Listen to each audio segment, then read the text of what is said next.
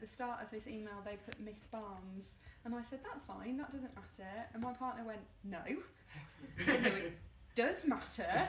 And in his email back to them, he answered their queries and then put, by the way, it's Dr. Barnes if you want to update your records. Okay, I'm meant to get testy about that, but that's fine, you can do. So I'm going to dip in and out of different themes, because I write a little bit about mental health, but I write about other bits and pieces as well, so I'm going to give you a smorgasbord this evening. So my first piece is called My Therapist Says. I tell my therapist that I don't want to be the sort of person who prefixes sentences with, my therapist says. My therapist says that's an irrational concern. My therapist tells me that you've told her that I'm writing on the walls again. Hurried hieroglyphics scribbled around the house. I tell my therapist how telling the assumption is that if you can't understand something, it must be foreign. This worsens your ignorance, it doesn't excuse it. I tell my therapist that when I'm talking to you, I start sentences with, my therapist says, to legitimise my claims. My therapist asks whether I think that's a sensible thing to be doing to my partner, and I tell my therapist that it is ambiguous, but also the only way I can get anything done. When my therapist asks why I'm writing on the walls again, I tell my therapist in a level tone there are important things that I need to write down. Thank you.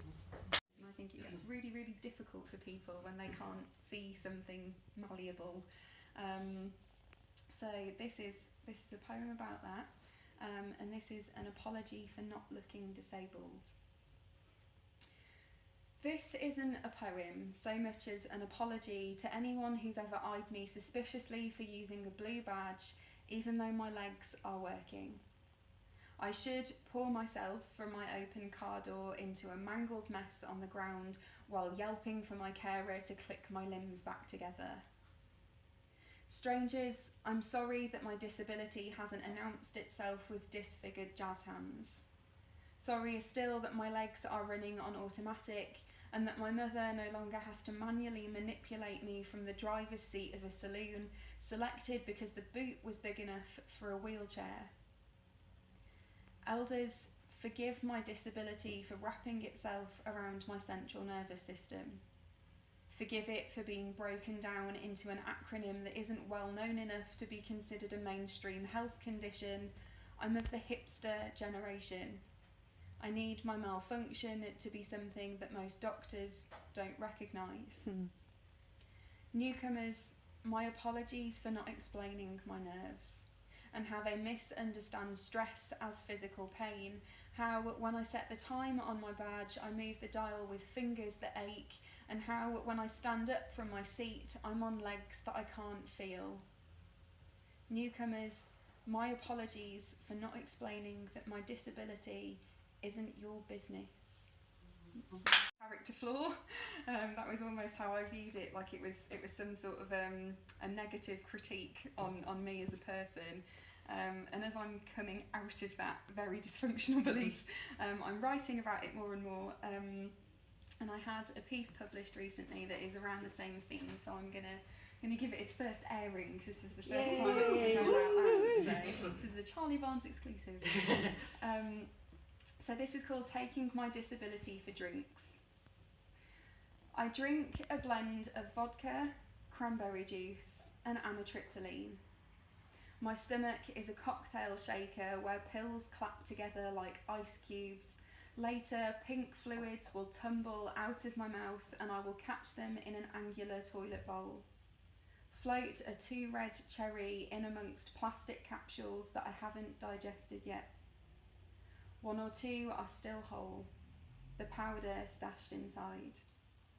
I will sleep for 10 hours after this evening, but I will be exhausted for days. I'll call in sick, cancel plans and double my painkillers. Nights out aren't what they used to be. That I talk about quite a lot in the pamphlet is my relationship with my parents. So I'm gonna finish with with 2 poems that come at the end of the pamphlet, and they are sort of farewells to mum and dad in their own way. So this is called Dad's Poem.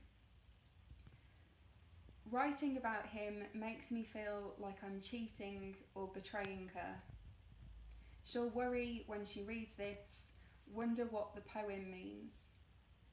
It means it's due time to hold him accountable for the 15 missed birthdays, 3 degrees, graduations, driving lessons and first car.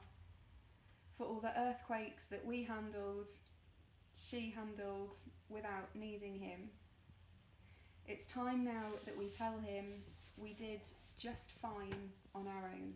Thank you for teaching me to be fine. And that sort of ties in quite nicely with this last poem. The lie my mum told me. I was raised by a warrior. In our house, the words came to mean the same thing. Mum put on her war paint every morning, eyeliner, lipstick, a moisturiser that made her glow, so no one would know she'd been up all night worrying about 2 daughters, one readying to take exams, the other caged in by metal, wheels strapped to her thighs. Mum, bright but teary-eyed, told me the tried and tested lie. You have to keep going, don't you? Thank you.